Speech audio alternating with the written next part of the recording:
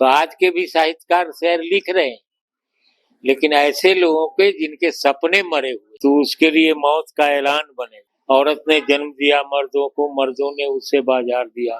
गीत है कि तू हिंदू बनेगा ना मुसलमान बनेगा, इंसान की औलाद है इंसान बनेगा। शशि जी, आपका बहुत बहुत स्वागत है हमारे चैनल द एसबी प्रेस में। सर, आप शाहिर के बारे में कितना जानते हैं, अगर आप हमें हमारे दर्शकों को बताएं तो। शाहिर के बारे में तो हम बहुत नहीं जानते हैं, लेकिन शाहिर को फिल्म से और नज़्मों से और उनके जाती जिंदगी से उनको जानते हैं।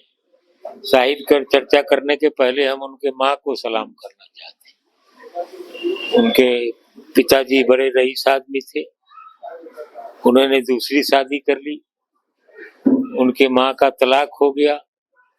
8 वर्ष का बच्चा माँ के साथ रहने के लिए तैयार हुआ और माँ के साथ रहने में जो दुश्वारी उनकी माँ झेली है, उन पर हमले और ऑनरशिप के लिए उसके बाप ने बहुत टॉर्चर किया। तो शुरुआती से ही बड़े रईस घर का लड़का जो संघर्ष, जीवन संघर्ष जो जिया है, इसमें उनकी माँ की बहुत महत्वपूर्ण भूमिका है। जहाँ तक शायरी का सवाल है, अक्सर हाँ कहा जाता है ना, फिल्मों में जाने से लोगों का साहित्य मर जाता है, लेकिन शाहिर फिल्म में जाने के बाद अपने साहित्य, अपने विचार, अपने मकसदियत को जिंदा रखा है। अब 2-4 उदाहरण देख लीजिए। जिस जमाने में औरतों का काम था सिर्फ रोटी बनाना और घर के अंदर रहना, उस जमाने में शाहिर लिखते हैं, औरत ने जन्म दिया मर्दों को, मर्दों ने उसे बाजार दिया।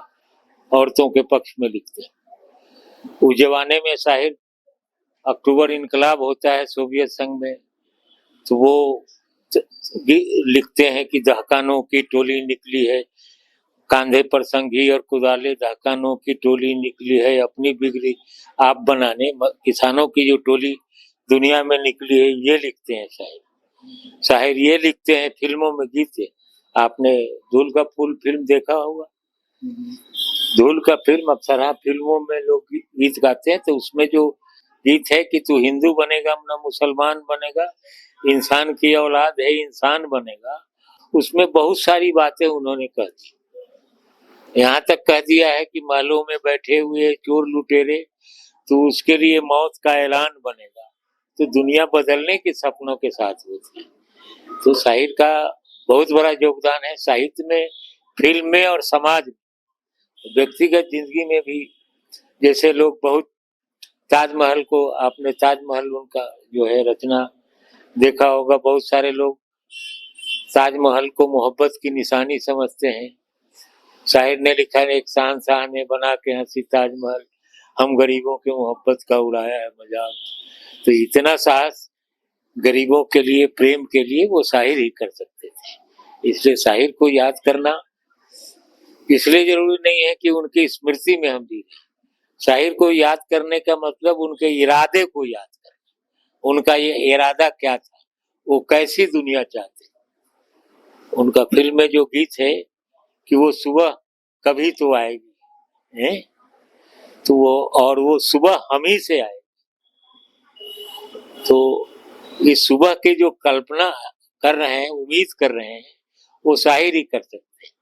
और जहां तक आपने पूछा था सवाल आज के, तो आज के भी साहित्यकार शेर लिख रहे हैं, लेकिन ऐसे लोगों के जिनके सपने मरे हुए हैं, वो नहीं लिख सकते। जिनका सपना जिंदा है दुनिया बदलने का, वो शाहिर को याद करें और शाहिर की तरह लिख सकते।